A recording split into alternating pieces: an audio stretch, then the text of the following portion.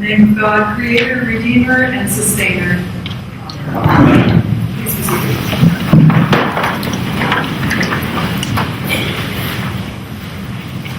I had the pleasure of visiting here a little while ago and talking about Haiti. I could bellow. I had the pleasure of visiting a little while ago and talking about Haiti, but today I'm here in my capacity as the Episcopal school person from the Diocese of Los Angeles and a member of the governing board of the National Association of Episcopal Schools to visit not you, sorry, but your preschool. I'm grateful to your rector for the opportunity to preach on Christ the King at Christ the Good Shepherd. It would make a great stained glass window, wouldn't it? Monarch meets shepherd. Pilate asked him, "So you are a king?" Jesus answered, "You say that I am a king. For this I was born, and for this I came into the world, to testify to the truth.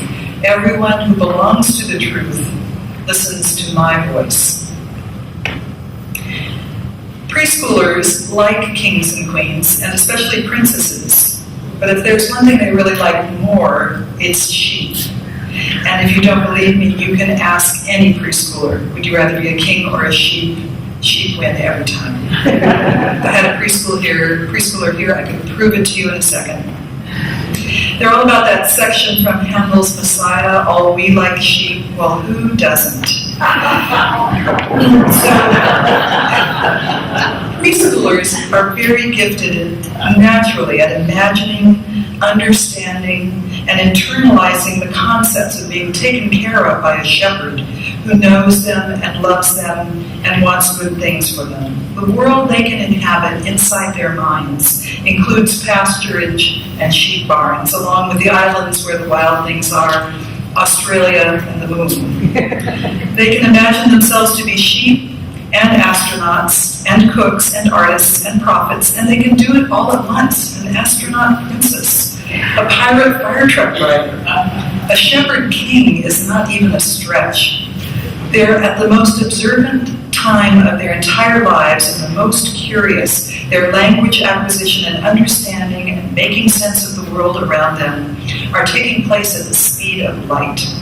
So much to learn and so much capacity for learning it. And if they're fortunate, so many good shepherds to help them along the way. So why would you have a preschool at a church? After all, children's families could bring them to church every week if church were what they were looking for, and all those little feet every day with all that sand and all those shoes wears out the carpet a lot faster than just a couple of hours on Sunday. But it's a nice thing to do, and it's good stewardship of facilities to make use of them during the week. It's an outreach to young families, and there are plenty of other reasons that they're just fine. But the big reason for having a preschool at a church is that preschool children have a great capacity for spirituality and, moreover, a real need to explore and express it. I'm remembering a little boy who came into our preschool director's office one February day about 20 years ago and said, "Miss Mickey, why is there a sack on the tea?" "A sack on the tea," said Miss Mickey, trying to remember whether T was the letter of the month. "Yes, the tea has a sack on it." "Show me where," said Miss Mickey, expecting to be taken to the classroom or the playground. But instead, he pulled her by the hand out of the gate and up the stairs and into the church, where he pointed toward the altar. It was Lent. There was a sack on the tea. Think of this child who observes the seasonal changes in a big room that he knows is important because it's where they have chapel, who wonders why among all 26 letters a T was chosen for the wall, and why there's a sack on it, who wonders why. Think of all the children who hear the stories and wonder about a boat full of animals, and a baby in a basket on the river who gets adopted, and someone who's nice to a person who gets hurt by the side of the road. And fit those stories into their imaginations, more grist for that mental mill. Think of all the children who don't remember a lot of things that happened when they were little, but do remember from chapel that God loves them and knows their name. Here in church, we would probably say that this is important in the long run for their eternal life with God, but it turns out it's important all along the way.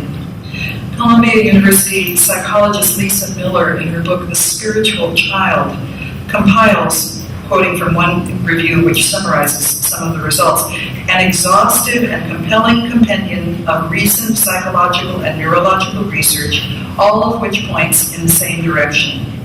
Children who are raised with a robust and well-developed spiritual life are happier, more optimistic, more thriving, more flexible, and better able to deal with life's ordinary and even extraordinary traumas than those who are not. Teenagers in particular are exponentially better off, able to make better choices, less likely to abuse drugs or alcohol, better able to cope with depression, more resilient. Miller herself states emphatically, in the entire realm of human experience, there is no single factor that will protect your adolescent like a personal sense of spirituality. But a spiritual life doesn't develop overnight, and it can't be acquired quickly. It's a journey. Now, lest you think that this is a clever argument to get preschool parents to sign up as church members, I hasten to add that the research does not necessarily require parents to commit to regular attendance at church, mosque, or synagogue, although we'd like to hope that's the best way to grow spiritually. Family rituals, concern for creation, love of nature, feeling of connectedness to a higher power, the transcendent experience of musical or artistic expression, any of these can be part of a child's or an adult's spiritual journey. From the aforementioned review, so many of the things that children do are naturally spiritual. They can gaze at ants on an anthill for hours. That's mindfulness. They feel a sense of despair when they see a homeless person. That's compassion. Children are profoundly concerned with fairness or justice, and they feel lifted up by helping other people. It is also not necessary in either the church or the preschool to be able to provide the right answers for every question, easy, silly, or difficult. Do you think those ants wonder about us? Why is that man homeless if God knows his name? Why is there a sack on the tee? What is important is that everyone should feel comfortable with wondering and asking. We don't need to provide answers. We need to provide love, security, and truth as best we know it. Your preschool turns out to be an essential ministry of your church. Part of our calling is to try to see the face of Christ in every human being, and it's not hard to see the face of Christ in the faces of young children. What may be harder to remember is that they are seeing Christ in our faces, and especially if they do not have another faith home, what they know of him is what they see in us. Do we wonder what they wonder when they look at us? Do they wonder if we know that they are there? I know my sheep, and my sheep know me. Do they wonder if we could be trusted to care for them in an emergency? The Good Shepherd lays down his life for his sheep. Do they wonder if we really welcome them, including the ones who are not Christian or atheist or agnostic? I have other sheep that are not of this fold. For this I came into the world to testify to the truth. Everyone who belongs to the truth listens to my voice. Truth-telling shepherd king. Not a stretch for a preschooler, not a stretch for Jesus. For those of us somewhere in the middle between being 5 years old and seeing Jesus face to face, maybe something to wonder about. Amen.